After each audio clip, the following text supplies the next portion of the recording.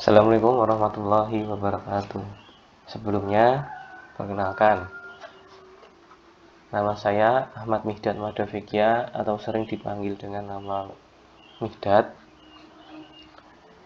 Saya merupakan mahasiswa magang 2 yang dipercayai oleh Bu Mariani, guru pendidikan agama Islam di SMN 1 Cites, untuk sementara waktu melaksanakan praktikum dan dipercayai untuk memegang kelas 12 MIPA 1. Nah, pada kesempatan pertama ini saya akan mengajarkan kalian mengenai rahmat Islam bagi Nusantara.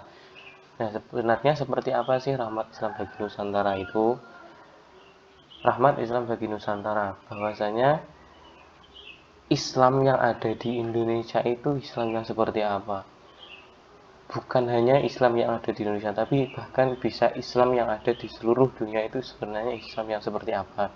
Di sini kita akan membuktikan bahwasanya jika ada informasi-informasi yang menyeleweng dari orang-orang barat atau orang-orang yang dengan sengaja mengubah informasi sejarah yang ada di catatan sejarah, bahwasanya Islam itu datang dengan penuh kekacauan. Contohnya, ya seperti yang kita tahu dalam menaklukkannya Belanda, yang mayoritas yang pada saat itu Belanda datang ke Indonesia dengan membawa agama Kristen. Di situ Belanda memasukkan ajarannya tidak dengan sesuatu yang baik, tidak seperti yang kita kira-kira selama ini, seperti yang ada di agama Islam. Belanda melakukannya dengan cara kekerasan, peperangan, seperti yang kita tahu dalam sejarah, ada seperti kerja rodi, seperti pelaku melakukan korupsi di mana-mana terkait dengan monopoli yang ada di Indonesia dan lain sebagainya. Nah, Islam hadir ke Indonesia dengan sesuatu yang damai, dengan sangat cinta damai, melalui pendekatan-pendekatan yang baik, akulturasi budaya yang baik, hingga Islam bisa diterima oleh masyarakat di Indonesia. Nah, di sini saya akan mengajak kalian untuk kembali ke masa lampau terkait bagaimana awal masuknya Islam di Indonesia. Nah, ada 3 teori yang menguatkan bahwasanya Islam itu masuk pada awal masuk di Indonesia itu pada tahun-tahun itu. 3 teori tersebut antara lain ada teori Gujarat, teori Mekah, dan teori Persia. Masing-masing teori ini memiliki versi-versi penguatnya masing-masing. Ada itu penemuan makam, ada itu juga ajarannya, ada itu juga bahasanya, dan lain-lain. Yang jelas, hampir semua teori ini masuknya dibawa oleh pedagang-pedagang yang berasal dari Arab, pedagang-pedagang yang beragama Islam. Nah, di sini secara garis besar, jika teori Gujarat itu masuk pada abad ke-13. Nah, dan yang kedua untuk teori Mekah itu masuk pada abad ke-7 Masehi. Dan yang ketiga, menurut teori Persia ini masuk pada abad ke-12. Nah, untuk seperti apa sih bentuk-bentuk penguat teori ini bahwa Islam itu masuk pada masa abad itu? Kita akan lanjut ke slide selanjutnya. Nah, selanjutnya adalah pertama teori Gujarat. Bagi yang belum tahu, Gujarat merupakan salah satu daerah yang ada di India, yang pada saat itu mayoritas penduduknya sudah beragama Islam. Nah, Gujarat sendiri di sini seperti yang kita tahu bahwasanya Indonesia dan India sudah memiliki hubungan bilateral yang baik pada masa lampau. Dibuktikan dengan apa? Bentuk-bentuk budaya kita yang hampir serupa dengan budaya India, yaitu budaya apa? Budaya Hinduisme dan budaya Buddha. Nah, disitulah kita bisa mengambil kesimpulan bahwasanya melalui hubungan bilateral ini dan luasnya jalur perdagangan yang pada masa itu dan menjadikan Indonesia merupakan salah satu negara yang dilalui jalur perdagangan di seluruh dunia.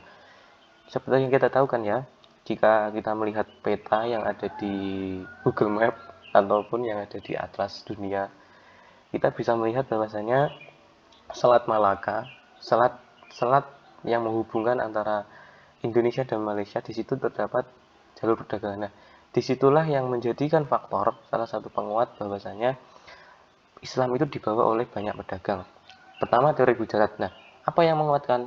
Tentunya yang seperti yang saya katakan adalah hubungan perdagangan antara Indonesia dan India sudah terjalin lama.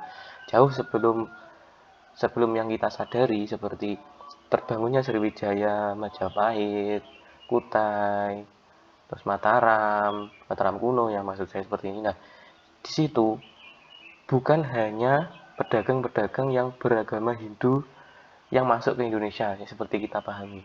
Jadi jauh sebelum itu pedagang-pedagang Islam yang ada di Arab sudah bergerak untuk melakukan perdagangan di seluruh dunia. Salah satunya ke mana? Ke Indonesia ya seperti kita tahu. Nah, yang kedua ada inskripsi tertua tentang Islam yang terdapat di Sumatera tentang Gujarat.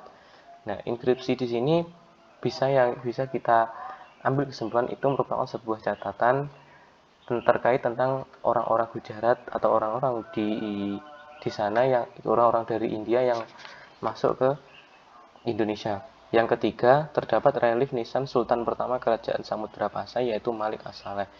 Nah, pada bukti yang ketiga di sini, relief yang ditemukan pada masa itu merupakan relief yang mirip atau relief yang sama, hampir sama, memiliki kemiripan antara yang ada di Gujarat dengan yang ada di Indonesia. Yang keempat, yang selanjutnya bisa kita menjadi penguatkan yaitu terdapat adat istiadat dan budaya India dalam Islam yang ada di Indonesia. Nah, seperti yang kita tahu, kita memiliki sedikit kesamaan antara kebudayaan kita dan kebudayaan India, meskipun tidak seluruhnya sama, tapi kita memiliki perbedaan. Kita memiliki persamaan.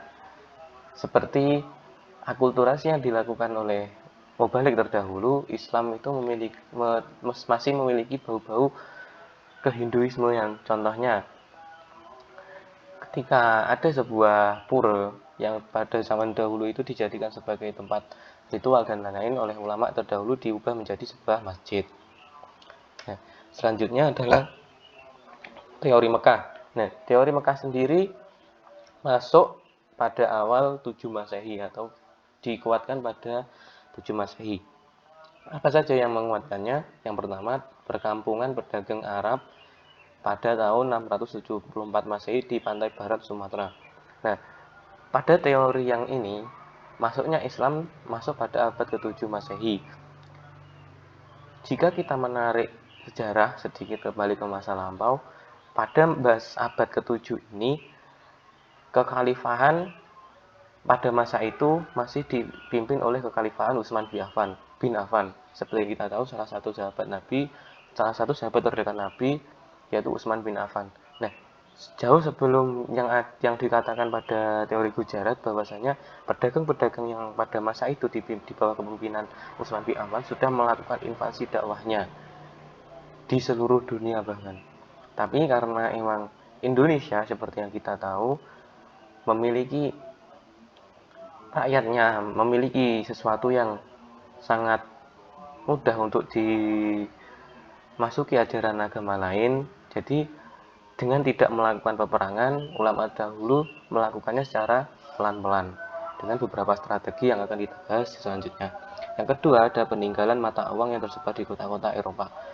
Ini menjadi salah satu bukti bahwa perdagangan Islam pada masa itu sudah sangat luas, tidak hanya terjadi pada semenanjung Arab ataupun terjadi di sekitar Arab saja, tetapi sudah melampaui atau bisa dikatakan mampu menyaingi perdagangan-perdagangan yang terjadi pada masa itu. Bahkan bisa dikatakan perdagangan yang dilakukan oleh bangsa Arab pada masa itu mampu mengalahi perdagangan-perdagangan yang dilakukan oleh Portugis seperti yang dilakukan oleh pelaut Marco Polo, Vasco da Gama, dan lain-lainnya. Yang ketiga adalah adanya kata-kata bahasa Arab yang bergaya perbendaharaan bahasa Inggris atau Belanda. Yang keempat, munculnya kampung Arab yang seperti kita tahu bahwa ada beberapa daerah yang hingga kini masih berdiri yang namanya kampung Arab. Contohnya di Jawa Tengah itu masih ada yang namanya kampung Arab. Nah, itu salah satu bukti bahwasanya Islam pada masa itu sudah ada. Meskipun pada masa itu kejayaan-kejayaan dari kerajaan-kerajaan Hindu dan Buddha yang ada di Indonesia itu masih tidak bisa dipatahkan seperti kejayaan kerajaan Sriwijaya, kerajaan Majapahit yang pada masa itu benar-benar masih berdiri kokoh dan tidak mengalami keruntuhan sedikit pun. Ya, yang selanjutnya teori yang ketiga adalah teori Persia. Nah, di sini teori Persia ini memiliki beberapa ciri. Yang pertama, peringatan 10 Muharram atau Asyura sebagai peringatan Syiah atas kematian syahidnya Husain. Yang seperti kita tahu, tanggal 10 Asyura kita disunahkan untuk berpuasa. Itu merupakan salah satu hari spesial yang dianjurkan oleh Nabi Muhammad SAW untuk kita berpuasa. Nah, sayangnya ketika kita mempelajari sedikit tentang Syiah, tanggal 10 Muharram ini bertepatan dengan meninggalnya salah satu cucu baginda Nabi Muhammad SAW, yaitu Husain, yang pada masa itu syahid karena peperangan. Nah, orang Syiah saking terlalu cintanya kepada Ali bin Abi Thalib, dan Husain ini merupakan salah satu anak beliau, anak Ali bin Abi Thalib, makanya hari itu dijadikan sebuah peringatan.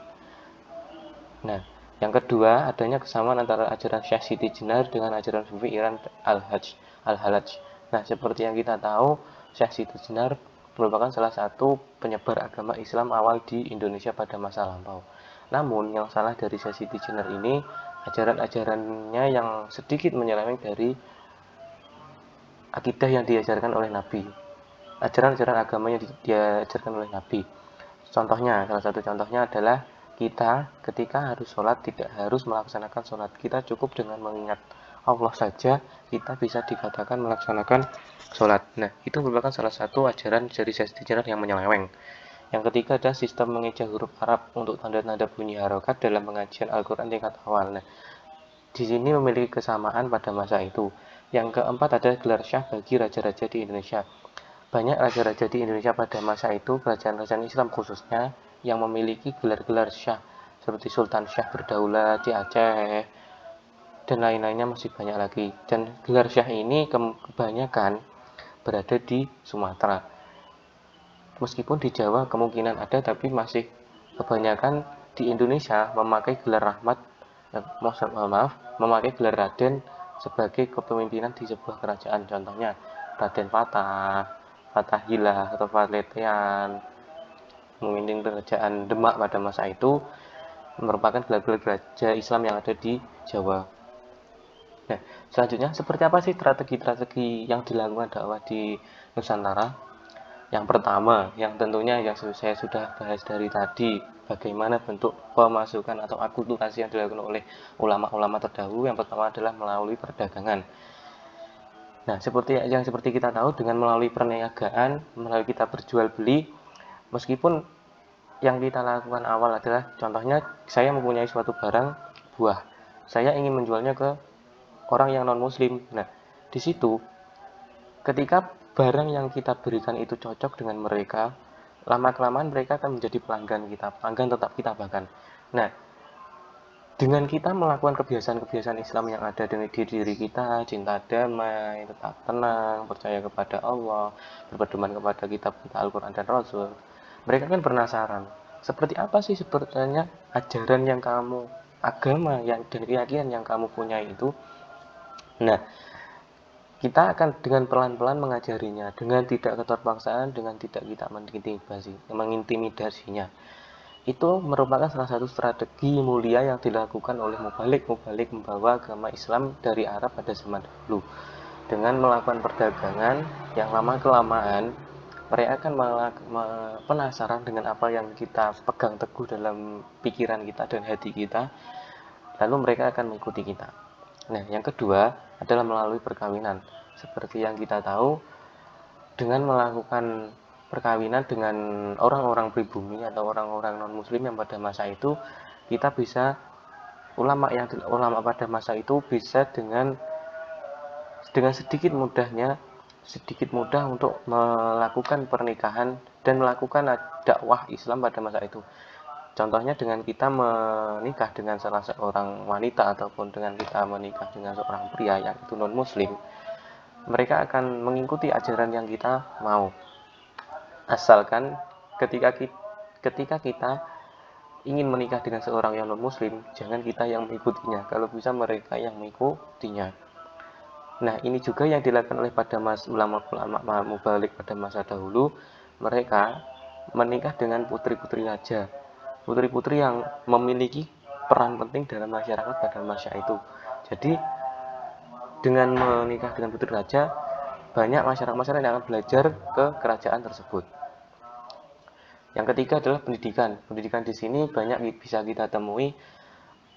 Pendidikan-pendidikan yang dilakukan pada masa itu adalah berdirinya surau-surau, berdirinya lembaga-lembaga pendidikan yang ada di kerajaan-kerajaan Islam seperti Pasai, Perla, Demak.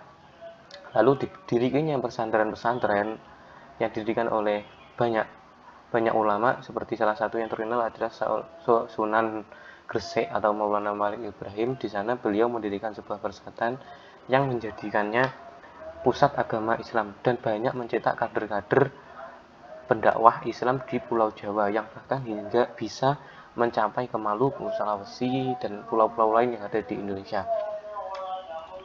Yang keempat adalah tasawuf. Tasawuf di sini sendiri merupakan ajaran agama.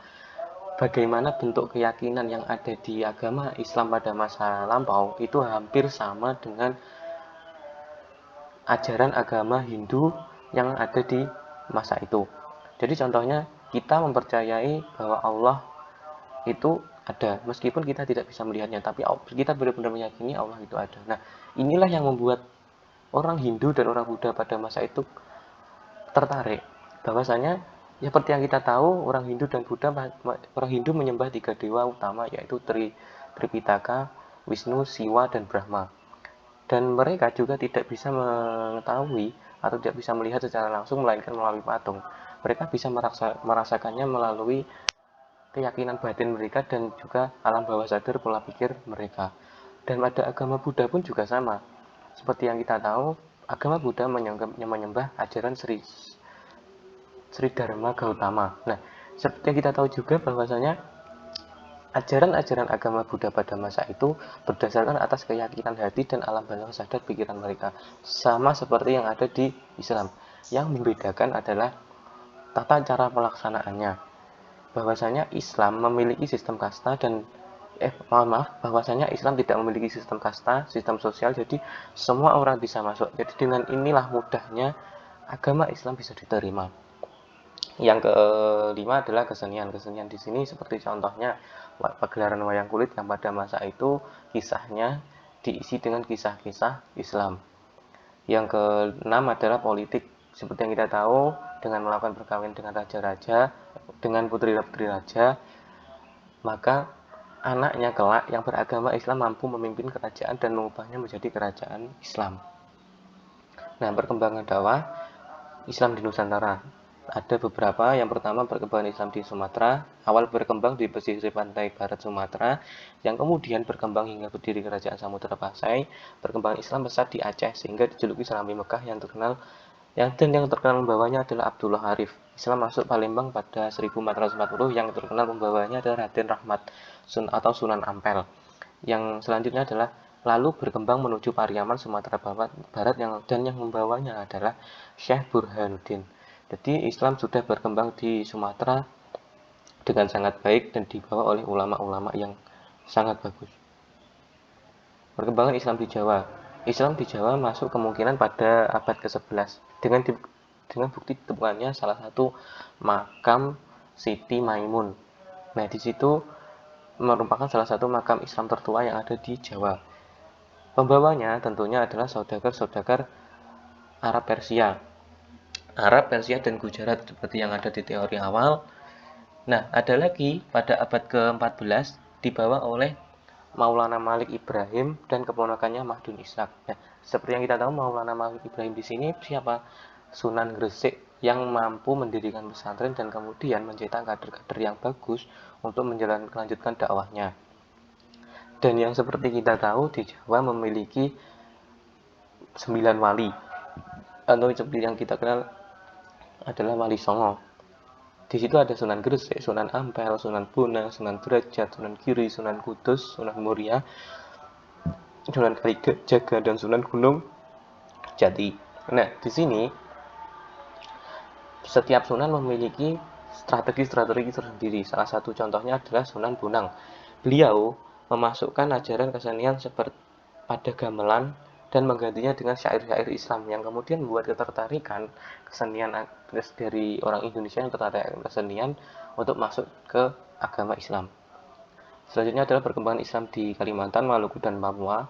Islam masuk di awal di Kalimantan Selatan dengan ibu kota Banjarmasin, dibawa oleh pedagang Arab pada mubalik dari Pulau Jawa, dan di Kalimantan Barat dibawa oleh pedagang dari Johor Malaysia, mubalik yang berasal dari Palembang.